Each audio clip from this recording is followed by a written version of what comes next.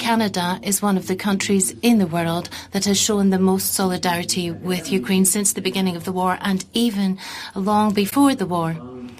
We have a big Ukrainian population who has been here in Canada for 100 years. We share values, we share a vision for the future, and as I've said often, we have often expressed parliamentary support together that we will stand with Ukraine whatever it takes and for how long it takes.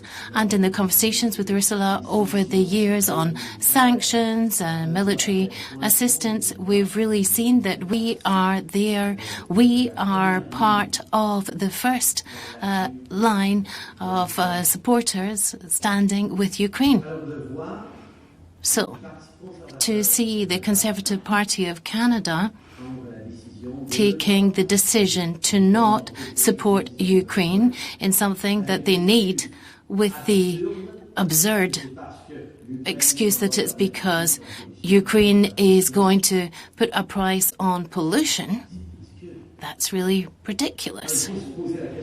So that then begs the question, why have Canadian Conservatives decided to no longer be there for Ukraine?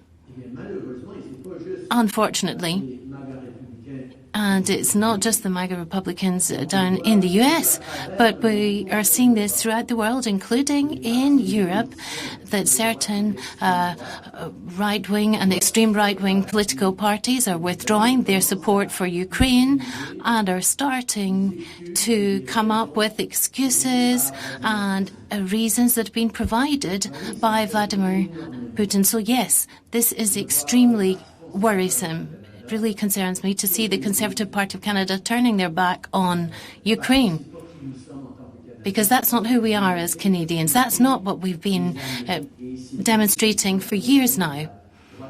It's the rise of the American right and the rise of the right throughout the world which is showing its influence. All the Conservative MPs in Canada voted against Ukraine.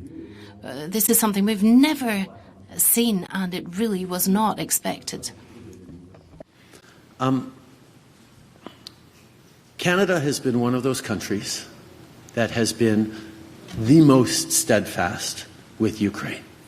In my many conversations with Ursula about the sanctions we've brought in together, the military support, the financial support that we've had over the years, every step of the way, I've stood up and said, Canada will be there with everything it takes for as long as it takes to support Ukraine.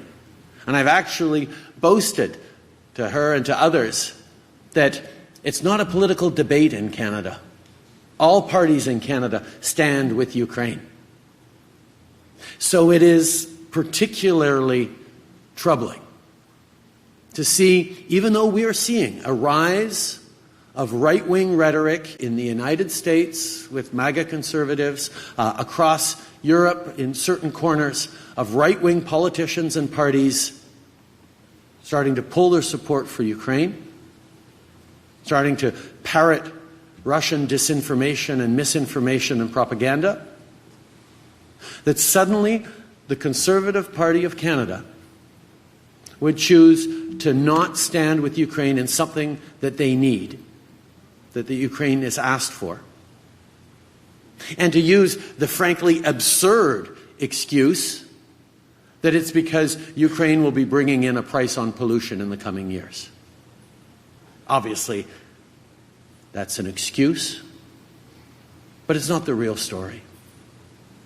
The real story is the rise of a right-wing American MAGA-influenced thinking that has made Canadian Conservatives, who used to be among the strongest defenders of Ukraine, and I'll admit it, turn their backs on something Ukraine needs in its hour of need. That is the danger of the rise of the right-wing influence that is feeling its impact in Canada.